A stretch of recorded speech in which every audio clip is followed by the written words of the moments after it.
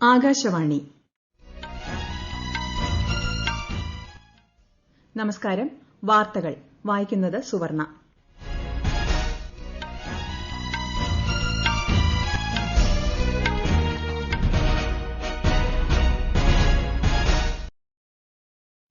പ്രധാന വാർത്തകൾ. 15ാമത് G20 ഉച്ചകോടിയിൽ പ്രധാനമന്ത്രി നരേന്ദ്രമോദി പങ്കെടുക്കും. നാളെ ആരംഭിക്കുന്ന ഉച്ചകോടിയിൽ സൌദി അറേബ്യ അധ്യക്ഷത വഹിക്കും. അന്താരാഷ്ട്ര സൌര സഖ്യത്തിൽ ചേരാനുള്ള ലക്സംബർഗിന്റെ തീരുമാനത്തെ സ്വാഗതം ചെയ്യുന്നതായി പ്രധാനമന്ത്രി നരേന്ദ്രമോദി. രാജ്യത്ത് കോവിഡ് മുക്തി നിരക്കിൽ വർധന. രോഗമുക്തി നിരക്ക് 93.58%. കേരളത്തിൽ ഇന്നലെ 6860 പേർക്ക് കോവിഡ് മുക്തി. നിലവിൽ ചികിത്സയിലുള്ളത് 68,229 പേർ. 2020 Man Booker Prize Scottish American എഴുത്തുകാരനായ ഡഗ്ലസ് സ്റ്റുവർട്ടിന്. വാർത്തകൾ വിശദമായി. 15ാമത് G20 ഉച്ചകോടിയിൽ പ്രധാനമന്ത്രി നരേന്ദ്രമോദി പങ്കെടുക്കും. സൌദി രാജാവിന്റെ ക്ഷണമനുസരിച്ചാണ് നാളെയും മറ്റന്നാളുമായി നടക്കുന്ന വെർച്വൽ ഉച്ചകോടിയിൽ ശ്രീ മോദി പങ്കെടുക്കുന്നത്. ഈ വർഷത്തെ രണ്ടാമത്തെ G20 ഉച്ചകോടിയാണിതെന്ന് വിദേശകാര്യ വക്താവ് അനുരാഗ് ശ്രീവാസ്തവ അറിയിച്ചു. 21ാം നൂറ്റാണ്ടിലെ അവസരങ്ങൾ എല്ലാവർക്കുമായി സാക്ഷാത്കരിക്കുക എന്നതാണ് സൌദി അറേബ്യയുടെ അധ്യക്ഷതയിൽ ചേരുന്ന ഉച്ചകോടിയുടെ പ്രമേയം. പ്രധാനമന്ത്രി നരേന്ദ്രമോദിയും ഭൂട്ടാൻ പ്രധാനമന്ത്രി ലോട്ടെ ഷെറിങ്ങും ചേർന്ന് റുപേ കാർഡിന്റെ രണ്ടാം ഘട്ടം ഇന്ന് വെർച്വലായി പുറത്തിറക്കും. കഴിഞ്ഞ വർഷം ഓഗസ്റ്റിൽ പ്രധാനമന്ത്രി നരേന്ദ്രമോദിയുടെ ഭൂട്ടാൻ സന്ദർശനത്തിനിടെ പദ്ധതിയുടെ ആദ്യഘട്ടത്തിന് ഇരു പ്രധാനമന്ത്രിമാരും തുടക്കമിട്ടിരുന്നു. റുപേ കാർഡിന്റെ ഘട്ടം 1 ഭൂട്ടാനിൽ നടപ്പിലാക്കിയതോടെ ഇന്ത്യക്കാരായ സന്ദർശകർക്ക് ഭൂട്ടാനിൽ ATM, വാണിജ്യ സേവനങ്ങൾ തുടങ്ങിയവ ഉപയോഗപ്പെടുത്താനായിട്ടുണ്ടെന്ന് വിദേശകാര്യ വക്താവ് അനുരാഗ് ശ്രീവാസ്തവ പറഞ്ഞു. അന്താരാഷ്ട്ര സൌരസഖ്യത്തിൽ ചേരാനുള്ള ലക്സംബർഗിന്റെ തീരുമാനത്തെ സ്വാഗതം ചെയ്യുന്നതായി പ്രധാനമന്ത്രി നരേന്ദ്രമോദി. ഇന്ത്യ ലക്സംബർഗ് ഉച്ചകോടിയിൽ വീഡിയോ കോൺഫറൻസിംഗിലൂടെ സംസാരിക്കുകയായിരുന്നു അദ്ദേഹം. വിശദാംശങ്ങളുമായി ആമിന നജുമ.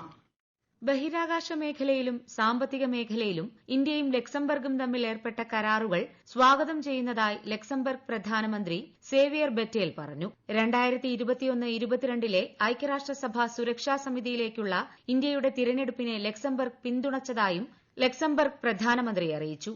ഇന്ത്യയും ലക്സംബർഗും തമ്മിലുള്ള സാമ്പത്തിക കൈമാറ്റം വർദ്ധിപ്പിക്കുന്നതിന് ഒട്ടേറെ സാധ്യതകളുണ്ടെന്ന് പ്രധാനമന്ത്രി നരേന്ദ്രമോദി പറഞ്ഞു.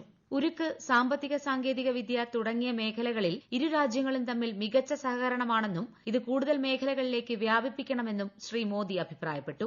സാമ്പത്തിക മേഖലയിൽ വളർന്നുവരുന്ന ഉഭയകക്ഷി ബന്ധം വികസിപ്പിക്കാനുള്ള സാധ്യതകളും ഇരു നേതാക്കളും ചർച്ച ചെയ്തു. ജനാധിപത്യത്തിൽ അധിഷ്ഠിതമായ നിയമവാഴ്ചയും സ്വതന്ത്ര സമീപനവും ഇന്ത്യ ലക്സംബർഗ് സഹകരണത്തിന് ശക്തി പകർന്നുവെന്ന് പ്രധാനമന്ത്രി നരേന്ദ്രമോദി പറഞ്ഞു. ലക്സംബർഗ് പ്രധാനമന്ത്രിയുമായി നടത്തിയ വെർച്വൽ കൂടിക്കാഴ്ചയിൽ അദ്ദേഹം സന്തോഷം രേഖപ്പെടുത്തി. ഭീകരവാദത്തിൽ നിന്ന് ആഗോള സമൂഹം നേരിടുന്ന വെല്ലുവിളിയും ഭീകരവാദത്തെ ചെറുക്കേണ്ടതിന്റെ ആവശ്യകതയും പ്രധാനമന്ത്രി ഉച്ചകോടിയിൽ ഉന്നയിച്ചു. ലക്സംബർഗിലെ കോവിഡ് പ്രതിരോധ പ്രവർത്തനങ്ങളെ പ്രശംസിച്ച ശ്രീ മോദി അവിടെയുണ്ടായ കോവിഡ് മരണങ്ങളിൽ അനുശോചനം രേഖപ്പെടുത്തി. News desk, Akashvani. രാജ്യത്ത് കോവിഡ് മുക്തി നിരക്കിലെ വർധന തുടരുകയാണ്. നിലവിൽ 4.5 ലക്ഷത്തോളം പേരാണ് കോവിഡ് ചികിത്സയിലുള്ളത്. 45,493 പേർ കഴിഞ്ഞ ദിവസം കോവിഡ് മുക്തരായി. 93.58% രോഗമുക്തി നിരക്ക്.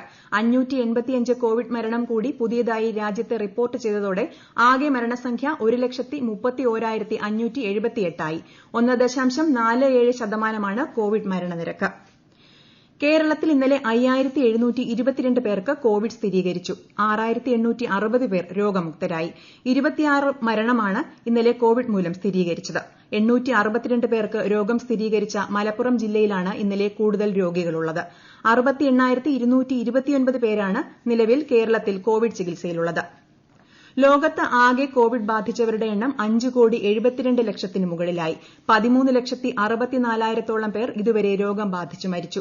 3,96 ലക്ഷത്തിലേറെ പേർ രോഗമുക്തരായി. ലോകത്ത് ഏറ്റവും അധികം രോഗബാധിതരുള്ള അമേരിക്കയിൽ ആകെ മരണം 2,58,000 കടന്നു. ബ്രസീൽ, ഇറ്റലി, റഷ്യ തുടങ്ങിയ രാജ്യങ്ങളിൽ കോവിഡ് വ്യാപനം വർദ്ധിക്കുകയാണ്.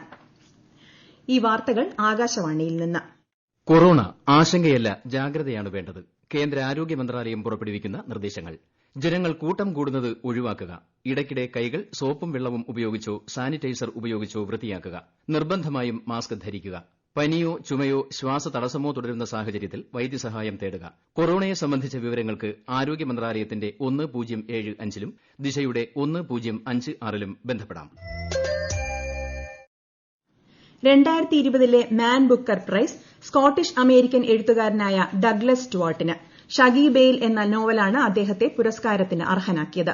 കോവിഡിന്റെ പശ്ചാത്തലത്തിൽ ഓൺലൈനായാണ് പുരസ്കാരം പ്രഖ്യാപിച്ചത്. നൊബേൽ സമ്മാനം കഴിഞ്ഞാൽ ഒരു സാഹിത്യകൃതിക്ക് ലഭിക്കുന്ന ഏറ്റവും വലിയ പുരസ്കാരമാണ് മാൻ ബുക്കർ പ്രൈസ്. 50,000 പൌണ്ടാണ് പുരസ്കാരത്തുക.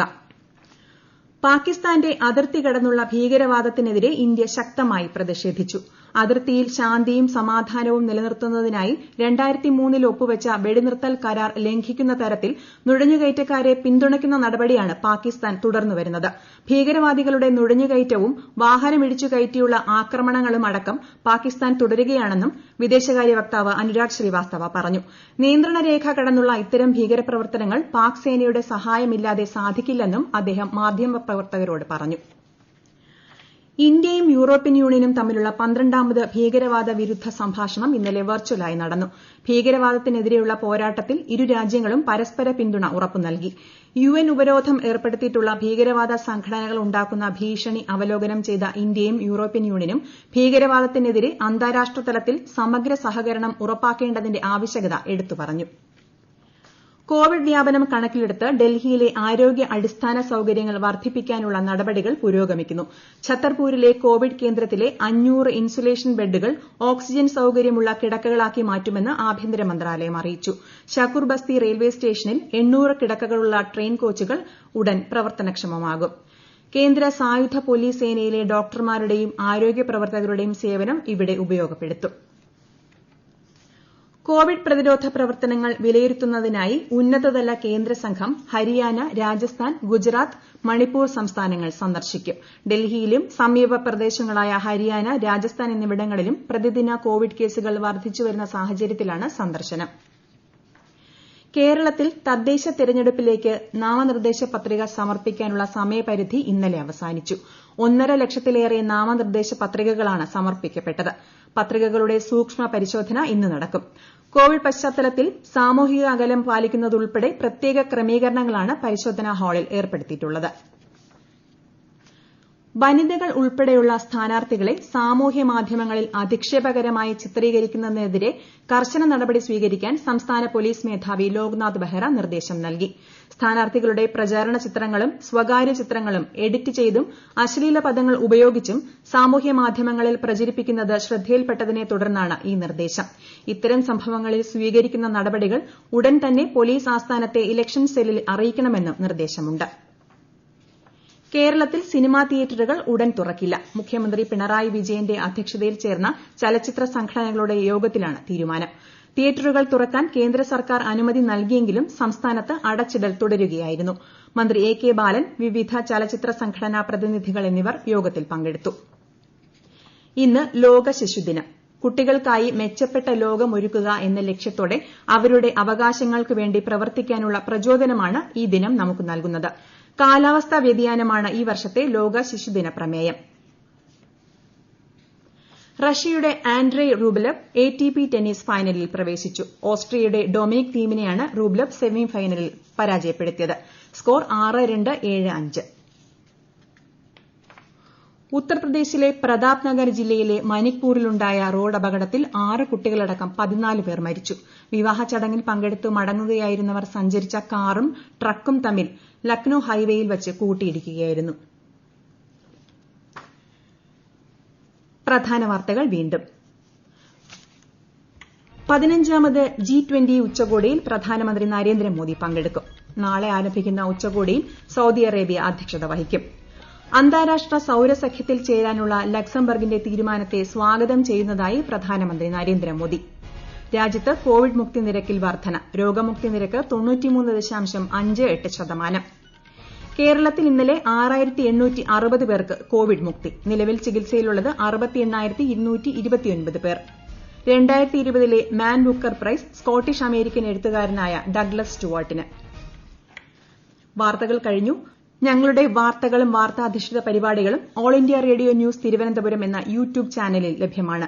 കൂടാതെ കൂടുതൽ വാർത്തകൾക്കായി All India Radio News Thiruvananthapuram എന്ന ഫേസ്ബുക്ക് പേജും @AARnews_TVM എന്ന ട്വിറ്റർ ഹാൻഡിലും സന്ദർശിക്കുക. അടുത്ത വാർത്താ പ്രക്ഷേപണം 10:15.